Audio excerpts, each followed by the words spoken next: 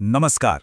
CGPSC की तैयारी करने वाले सभी सीरियस एस्पिरेंट्स का आज के इस डिटेल्ड एकेडमिक लेक्चर में स्वागत है। आज हम छत्तीसगढ़ के मध्यकालीन इतिहास के एक बहुत ही महत्वपूर्ण लेकिन अक्सर जिसे छात्र छात्राएं सतही तौर पर पढ़ लेते हैं उस अध्याय की गहराई में उतरेंगे, और वो है छत्तीसगढ़ के क्षेत्रीय राजवंश।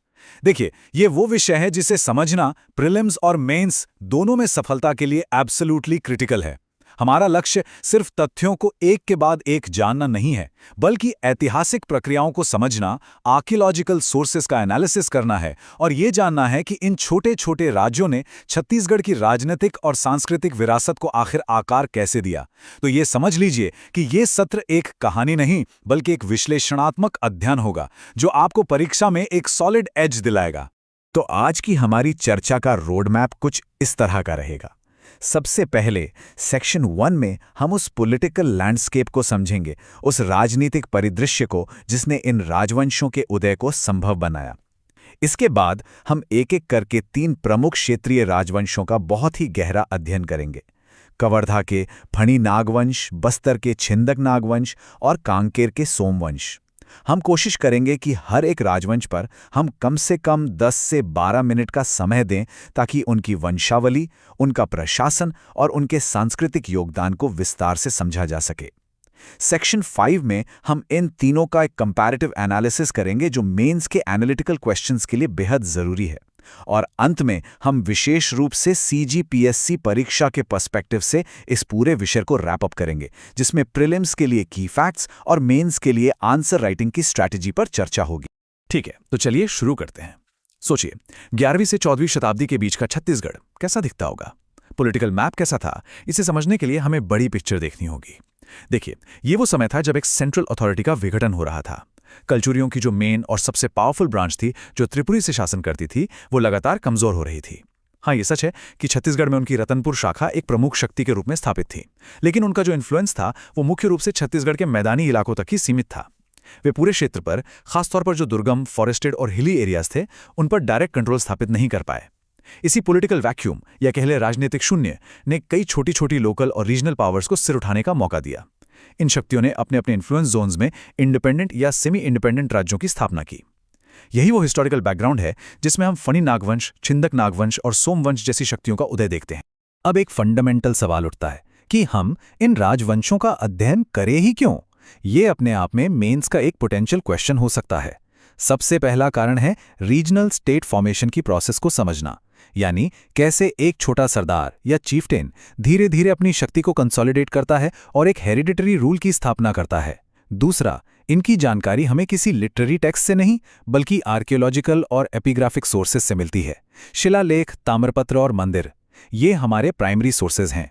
मेंस में जब आप लिखते हैं मड़वा महल शिलालेख के अनुसार, तो आपके आंसर का वजन बढ़ जाता है। तीसरा, इनकी वंशावली से हमें पॉलिटिकल सक्सेशन और सत्ता कैसे ट्रांसफर होती थी, इस प्रक्रिया का पता चलता है, जो प्रीलिम्स के लिए फैक्ट हैवी क्वेश्चंस बनाता है। चौथा, इनके मिलिट्री कॉन्फ्लिक्ट से उस समय की पॉलिटिकल बाउंड्रीज कैसे शेप होती थीं और रीजनल पावर बैलेंस कैसे काम करता था, इसे समझने में मदद मिलती है। और सबसे जरूरी बात, सीजीपीएससी प्रीलिम्स और मेंस के सिलेबस में इनका सीधा सीधा उल्लेख है। चलिए अपनी यात्रा शुरू करते हैं हमारे पहले राजवंश के साथ, कवर्धा के फणी नागवंश। इनका शासनकाल मोटे तौर पर 11वीं से 14वीं शताब्दी के बीच का माना जाता है और इनका मुख्य क्षेत्र आज का कवर्धा यानी कबीरधाम जिला और उसके आसपास का मैकल पर्वत श्रृंखला का दुर्गम क्षेत्र था। अब जो इस स्लाइड में दिख रहा है वो प्रीलिम्स के लिए एक गोल्ड माइन है। ये फणी नागवंश की वंशावली है जो हमें मुख्य रूप से मड़वा महल शिलालेख से मिलती है। चलिए इसे क्रम से और धीरे धीरे देखते हैं ताकि आप नोट्स बना सकें।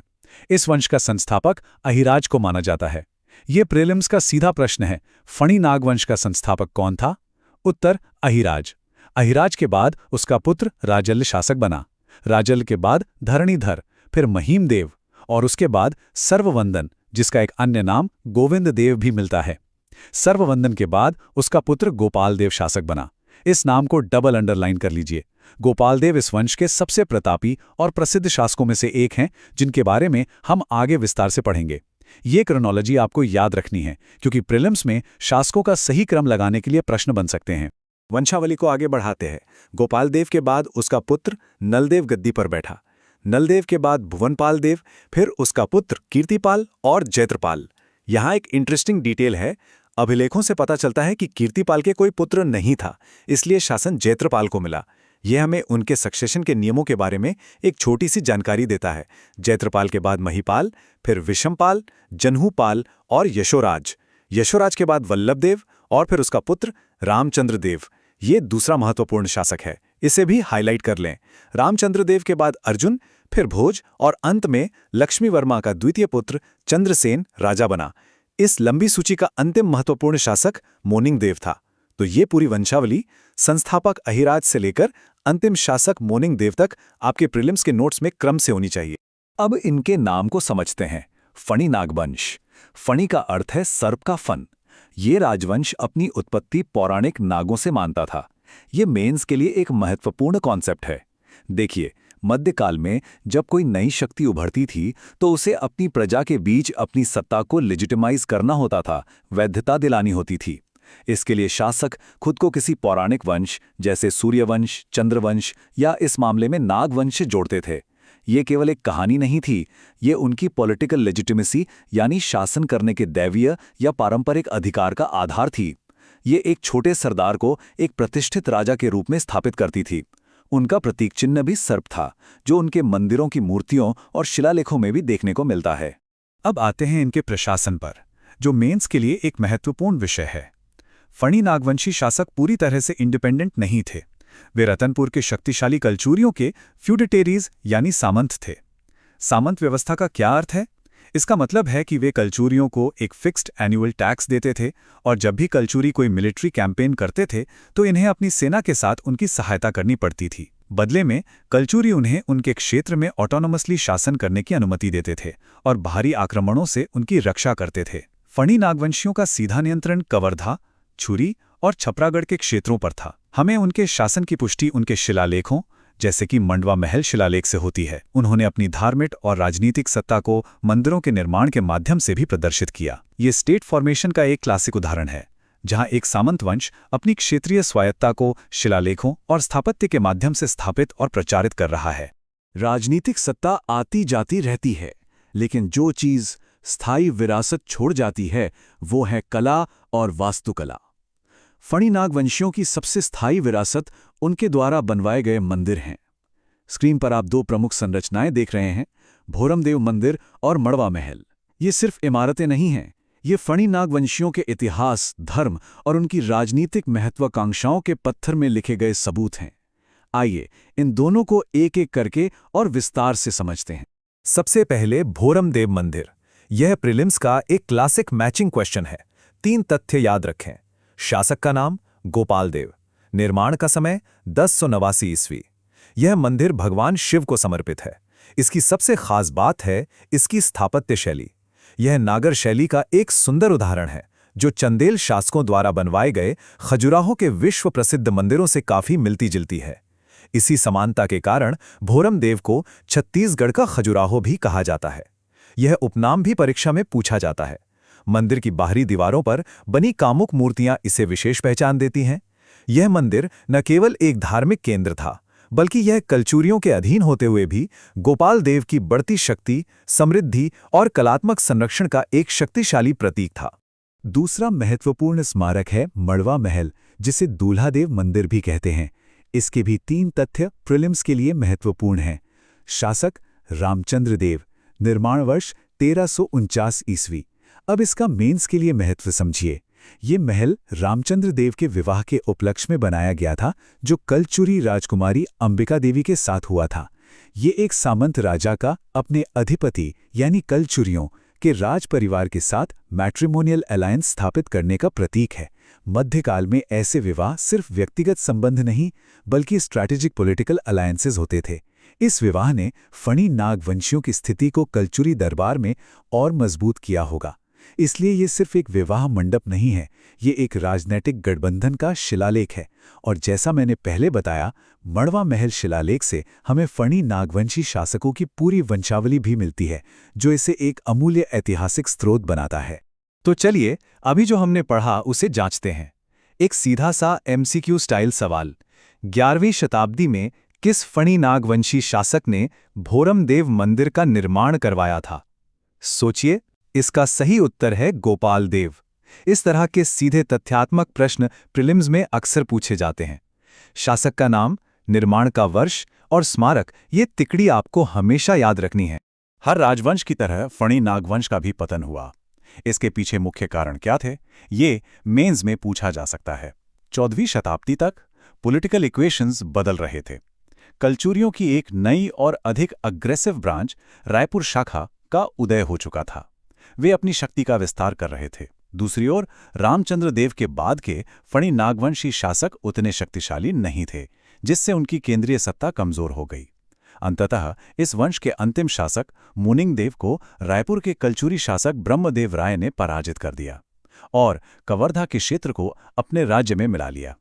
इस प्रकार लगभग 300 वर्षों तक मैकल क्षेत्र में शासन करने के बाद कवर्धा के फणी नागवंश का अंत हो गया। अब हम छत्तीसगढ़ के दक्षिणी हिस्से की ओर बढ़ते हैं और दूसरे महत्वपूर्ण राजवंश बस्तर के छिंदक नागवंश का अध्ययन करते हैं। इनका शासनकाल लगभग 1023 से 1324 ईस्वी तक रहा। ये राजवंश उस क्षेत्र में फला फूला जो आज अपनी प्राकृतिक संपदा और जनजातीय संस्कृति के लिए जाना जाता है। बस्तर का भूगोल ही उसकी सबसे बड़ी ताकत और चुनौती थी। यह इलाका घने जंगलों यानी दंडकारण्य से घिरा था। इस पर नियंत्रण का मतलब था वन संसाधनों जैसे लकड़ी और अन्य वन उपज पर नियंत्रण। यह अर्थव्यवस्था का एक महत्वपूर्ण आधार था। साथ ही ये दक्षिण भारत यानी वेंगी और कलिंग के राज्यों को जाने वाले महत्वपूर्ण व्यापारिक और सैन्य मार्गों पर स्थित था। छिंदक नागवंशियों ने बारसूर को अपनी राजधानी बनाया और इस स्ट्रेटेजिकली इंपॉर्टेंट क्षेत्र पर अपना प्रभुत्व स्थापित किया। इस वंश की स्थापना नृपति भूषण द्वारा की गई थी। ये एक और प्रीलिम्स हैवी फैक्ट है, इसे याद रखिएगा। अब ये एक बहुत ही महत्वपूर्ण बिंदु है, विशेषकर मेंस के लिए। छिंदक नागवंश का इतिहास लिखने के लिए हमारे पास लिटरेरी सोर्सेज लगभग न के बराबर हैं। हमारा सारा ज्ञान आर्कियोलॉजिकल एविडेंस, विशेषकर अभिलेखों पर आधारित है। पत्थर पर खुदे शिलालेख और तांबे की प्लेटों पर जारी किए गए ताम्रपत्र ही हमें उनके राजाओं, उनके युद्धों, उनके प्रशासन और उनके द्वारा दिए गए भूमि अनुदानों के बारे में बताते हैं। जब आप मेंस में उत्तर लिखें तो अभिलेखीय साक्ष्य जैसे शब्दों का प्रयोग और किसी खास अभिलेख का नाम देकर अपनी बात रखना आपके उत्तर को ऑथेंटिसिटी और वजन देगा। इस टेबल को बहुत ध्यान से देखें और अपने नोट्स में इसी तरह बनाएं। ये प्रीलिम्स के लिए एक हाई यील्ड एरिया है। हर शासक को उसके प्रमुख शिलालेख के साथ जोड़ा गया है, जो मैचिंग द कॉलम्स का एक आदर्श प्रश्न बनता है। संस्थापक नृपति भूषण का संबंध एराकोट तेलुगु शिलालेख से है। सबसे शक्तिशाली शासक सोमेश्वर देव प्रथम के हमें दो महत्वपूर्ण शिलालेख मिलते हैं, कुरुसपाल और बारसूर। जयसिंह देव का सोमवंशी शिलालेख, राजभूषण सोमेश्वर देव द्वितीय का दंतेवाड़ा शिलालेख और अंतिम शासक हरिश्चंद्र देव का तेमरा सतीश शिलालेख। इन सभी को याद करना अनिवार्य है। अब ये समझने के लिए कि इन शिलालेखों से हमें क्या पता चलता है, सोमेश्वर देव प्रथम के कुरुसपाल शिलालेख का उदाहरण लेते हैं। ये एक प्रशस्ति है, यानी राजा की प्रशंसा में लिखा गया लेख। ये शिलालेख उसकी सैन्य विजयों का विस्तृत वर्णन करता है। इसमें लिखा है कि उसने वेंगी, आधुनिक आंध्र प्रदेश का क्षेत्र, लंजिका, उड़ीसा का क्षेत्र और कांकेर के सोमवंशी शासक को पराजित किया। ये एक छोटा सा वाक्य हमें 3 महत्वपूर्ण बातें बताता है। पहला, सोमेश्वर देव की सैन्य शक्ति और उसकी महत्वाकांक्षाएं। दूसरा, उसके साम्राज्य का विस्तार कहां तक था। और तीसरा, उसके समकालीन प्रतिद्वंदी कौन थे, जैसे कि कांकेर के सोमवंशी। इसी तरह इतिहासकार अभिलेखों से अतीत का पुनर्निर्माण करते हैं। फणी नागवंशियों की तरह छिंदक नागवंशियों ने भी अपनी राजधानी बारसूर को भव्य मंदिरों और संरचनाओं से सजाया। उनकी वास्तुकला में स्थानीय शैली का प्रभाव अधिक दिखता है। इनमें से कुछ प्रमुख हैं बत्तीसा मंदिर, जिसका निर्माण सोमेश्वर देव प्रथम की रानी ने करवाया था। मामा भांजा मंदिर, जो अपनी अनूठी वास्तुकला के लिए प्रसिद्ध है। चंद्रादित्य मंदिर, जिसका निर्माण उनके एक सामंत चंद्रादित्य ने करवाया था। और विशाल गणेश प्रतिमा। ये सूची दिखाती है कि राज्य में निर्माण कार्य केवल राजा ही नहीं, बल्कि रानियां और सामंत भी करवाते थे। ये सत्ता के विकेंद्रीकरण और एक समृद्ध सामंती वर्ग के अस्तित्व का संकेत देता है, जो मेंस के लिए एक अच्छा एनालिटिकल पॉइंट है। छिंदक नागवंश का पतन भी बाहरी आक्रमणों के कारण हुआ। उनके दक्षिण में वारंगल के काकतीय एक शक्तिशाली साम्राज्य के रूप में उभर रहे थे। 14वीं शताब्दी की शुरुआत में काकतीय राजा अन्नमदेव ने बस्तर पर आक्रमण किया। तेमरा सती शिलालेख से हमें पता चलता है कि छिंदक नागवंश के अंतिम शासक हरिश्चंद्र देव ने उनका सामना किया, लेकिन वे पराजित हुए। इस हार के साथ ही बस्तर से छिंदक नागवंश का लगभग 300 वर्षों का शासन समाप्त हो गया और अन्नमदेव ने बस्तर में चालुक्य या काकतीय वंश की नींव रखी, जो आधुनिक काल तक चलता रहा। अब हम अपने तीसरे और अंतिम राजवंश की ओर बढ़ते हैं, कांकेर के सोमवंश। इनका शासनकाल लगभग 12वीं से 14वीं शताब्दी के बीच था और जैसा कि नाम से ही स्पष्ट है, इनका शासन क्षेत्र कांकेर और उसके आसपास का इलाका था। ये फणी नागवंश और छिंदक नागवंश के बीच में स्थित एक अपेक्षाकृत छोटा राज्य था, जिसकी वजह से इनकी राजनीतिक स्थिति हमेशा चुनौतीपूर्ण रही। स्क्रीन पर आप कांकेर के सोमवंश की वंशावली देख सकते हैं, जो हमें उनके शिलालेखों से प्राप्त हुई है। इस वंश का संस्थापक सिंहराज को माना जाता है। ये नाम प्रीलिम्स के लिए याद रखें। उसके बाद व्याघ्रराज, फिर वोपदेव और उसके बाद कृष्णराज, जैतराज और सोमदेव ने शासन किया। इन तीनों के बाद पंपराज, जिसका एक और नाम कर्णराज भी मिलता है, शासक बना। और इस वंश का एक महत्वपूर्ण शासक था भानुदेव, जिसका हमें सिहावा से शिलालेख मिलता है। इनके वंशावली फणी नागवंशियों जितनी लंबी नहीं है, लेकिन प्रमुख शासकों के नाम, विशेषकर संस्थापक सिंहराज और भानुदेव, प्रीलिम्स के लिए महत्वपूर्ण हैं। इनके प्रशासन और संस्कृति के बारे में हमारी जानकारी का मुख्य स्रोत इनके शिलालेख हैं, विशेष रूप से तानका पार और सिहावा के शिलालेख। ये शिलालेख बताते हैं कि ये शासक ब्राह्मणों और मंदिरों को भूमि अनुदान देने और तालाबों तथा मंदिरों का निर्माण करवाने जैसे कार्यों के लिए जाने जाते थे। उदाहरण के लिए भानुदेव का सिहावा शिलालेख एक शिव मंदिर और एक तालाब के निर्माण का उल्लेख करता है। यह दिखाता है कि एक छोटे राज्य के रूप में भी वे धार्मिक और लोक कल्याणकारी कार्यों के माध्यम से अपनी सत्ता को वैधता और प्रजा का समर्थन प्रदान कर रहे थे। सोमवंश की भौगोलिक स्थिति ही उनके लिए एक चुनौती थी। वे दो बड़ी शक्तियों, उत्तर में कलचुरियों और दक्षिण में छिंदक नागवंश के बीच एक बफर स्टेट की तरह फंसे हुए थे। हमने पहले ही सोमेश्वर देव प्रथम के कुरुसपाल शिलालेख में देखा कि उसने कांकर के सोमवंशी शासक को हराया था। इसी तरह उत्तर से कलचुरियों का भी उन पर दबाव बना रहता था। उन्हें इन दोनों पड़ोसियों से लगातार सैन्य चुनौतियों का सामना करना पड़ा, जिनकी शक्ति को कभी भी बहुत अधिक बढ़ने नहीं दिया और अंततः उनके पतन का कारण बना। ठीक है, हमने तीनों राजवंशों का अलग अलग अध्ययन कर लिया है। अब हम विश्लेषण के अगले स्तर पर चलते हैं। ये खंड विशेष रूप से मेंस परीक्षा के लिए डिजाइन किया गया है।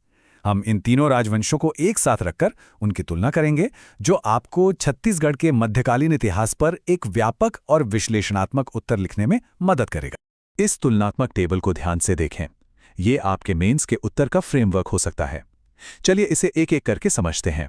उत्पत्ति: फणी नागवंश और छिंदक नागवंश दोनों अपनी उत्पत्ति नागों से मानते हैं, जबकि सोमवंश खुद को सोम यानी चंद्रवंश से जोड़ते हैं। क्षेत्र: फणी नागवंश मैकल रेंज के मैदानी पहाड़ी इलाके में थे, छिंदक नागवंश बस्तर के घने जंगलों में और सोमवंश इन दोनों के बीच के कांकेर क्षेत्र में। भूगोल ने इनकी राजनीति और अर्थव्यवस्था को गहराई से प्रभावित किया। प्रमुख शासक: हर वंश के कम से कम 2 प्रमुख शासकों के नाम आपको याद होने चाहिए। फणी नागवंश के गोपाल देव और रामचंद्र देव, छिंदक नागवंश के सोमेश्वर देव प्रथम और हरिश्चंद्र देव, और सोमवंश के सिंहराज और भानुदेव। वास्तुकला: फणी नागवंशियों की वास्तुकला, जैसे भोरमदेव, बड़े पैमाने पर और प्रभावशाली है। छिंदक नागवंशियों की वास्तुकला भी महत्वपूर्ण है, पर उसमें स्थानीय प्रभाव ज्यादा है। सोमवंशियों का योगदान स्थानीय मंदिरों और तालाबों तक सीमित रहा, जो उनके छोटे आकार के राज्य को दर्शाता है। मुख्य शत्रु: तीनों के मुख्य शत्रु अलग अलग थे, जो उनकी भौगोलिक स्थिति से तय होता था। फणी नागवंशियों का पतन रायपुर के कलचुरियों ने किया, छिंदक नागवंशियों का वारंगल के काकतीयों ने, और सोमवंश अपने दोनों शक्तिशाली पड़ोसियों से जूझते रहे। पतन का कारण: यहाँ एक समानता है। तीनों का पतन बाहरी आक्रमणों के कारण हुआ, जो दिखाता है कि मध्ययुगीन राजनीति कितनी अस्थिर और संघर्षपूर्ण थी। तो इस विश्लेषण का सार क्या है? समानताएं: ये तीनों क्षेत्रीय शक्ति केंद्र थे, जो लगभग एक ही समय यानी 11वीं से 14वीं शताब्दी में अस्तित्व में थे। तीनों ने अपनी वैधता स्थापित करने और प्रशासन चलाने के लिए शिलालेखों का व्यापक उपयोग किया, और तीनों का अंत बाहरी आक्रमणों के कारण हुआ, जो उस युग की राजनीतिक वास्तविकता थी। अंतर, उनकी पौराणिक उत्पत्ति अलग थी, जो उनकी अलग पहचान दर्शाती है। उनकी वास्तुकला का पैमाना और शैली अलग थी, जो उनकी आर्थिक स्थिति और सांस्कृतिक झुकाव को दिखाती है। उनके मुख्य राजनीतिक शत्रु अलग थे और उनके भौगोलिक क्षेत्र यानी मैदानी पहाड़ी बनाम जंगल ने भी उनकी राजनीति और अर्थव्यवस्था को अलग अलग तरीके से प्रभावित किया। अब आते हैं इस सत्र के सबसे महत्वपूर्ण हिस्से पर। इस सारी जानकारी का सीजीपीएससी परीक्षा के लिए उपयोग कैसे करें? हमने जो कुछ भी पढ़ा है उसे अब हम प्रीलिम्स और मेंस की रणनीति के हिसाब से व्यवस्थित करेंगे। प्रीलिम्स के लिए आपको तथ्यों पर ध्यान केंद्रित करना होगा। ये हाई यील्ड एरियाज हैं। 1. प्रत्येक राजवंश के संस्थापक और अंतिम शासक, जैसे फणी नागवंश के संस्थापक अहिराज और अंतिम शासक मुनिंगदेव। 2. महत्वपूर्ण राजाओं का कालानुक्रम। 3. मैचिंग क्वेश्चंस, किस शासक ने कौन सा मंदिर बनवाया, जैसे गोपालदेव ने भोरमदेव मंदिर बनवाया। 4. मैचिंग क्वेश्चंस, किस शासक का कौन सा शिलालेख है, जैसे सोमेश्वर देव प्रथम का कुरुसपाल शिलालेख। 5. राजवंशों का स्थान और उनकी राजधानियां, जैसे छिंदक नागवंश का क्षेत्र बस्तर था और राजधानी बारसूर थी। इन तथ्यों को शॉर्ट नोट्स या फ्लैश कार्ड्स बनाकर बार बार रिवाइज करें। मेंस के लिए आपका दृष्टिकोण विश्लेषणात्मक होना चाहिए। एक अच्छा उत्तर लिखने के लिए इस फ्रेमवर्क का उपयोग करें। इंट्रोडक्शन। अपने उत्तर की शुरुआत हमेशा 11वीं से 14वीं शताब्दी के छत्तीसगढ़ के राजनीतिक संदर्भ से करें, जिसमें केंद्रीय शक्ति का अभाव और क्षेत्रीय शक्तियों का उदय शामिल हो। बॉडी। अपने हर तर्क के समर्थन में सबूत दें। सिर्फ ये ना लिखें कि राजा ने मंदिर बनवाया, लिखें कि फणी नागवंशी शासक गोपालदेव ने 1089 ईस्वी में भोरमदेव मंदिर का निर्माण करवाया, जैसा कि हमें पुरातात्विक साक्ष्यों से ज्ञात होता है। एनालिसिस। तथ्यों का महत्व समझाएं। उदाहरण के लिए मड़वा महल सिर्फ एक इमारत नहीं, बल्कि कलचुरियों के साथ फणी नागवंशियों के राजनीतिक गठबंधन का प्रतीक था। ये विश्लेषण है। कंक्लूजन। अंत में राजवंश की समग्र ऐतिहासिक और सांस्कृतिक विरासत का सारांश प्रस्तुत करें। अंत में ये समझना महत्वपूर्ण है कि इन क्षेत्रीय राजवंशों का अध्ययन छत्तीसगढ़ में प्राचीन काल से उत्तर मध्यकाल में संक्रमण को समझने के लिए आवश्यक है। ये राजवंश उस पुल की तरह हैं जो हमें कलचुरियों के स्वर्ण युग से सल्तनत और मुगल काल के प्रभावों तक ले जाता है। ये हमें सिखाते हैं कि इतिहास केवल बड़े साम्राज्यों का ही नहीं, बल्कि इन छोटी छोटी क्षेत्रीय शक्तियों का भी होता है, जिन्होंने मिलकर एक क्षेत्र की पहचान को गढ़ा है। इसीलिए ये विषय सीजीपीएससी पाठ्यक्रम का एक अनिवार्य और महत्वपूर्ण हिस्सा है।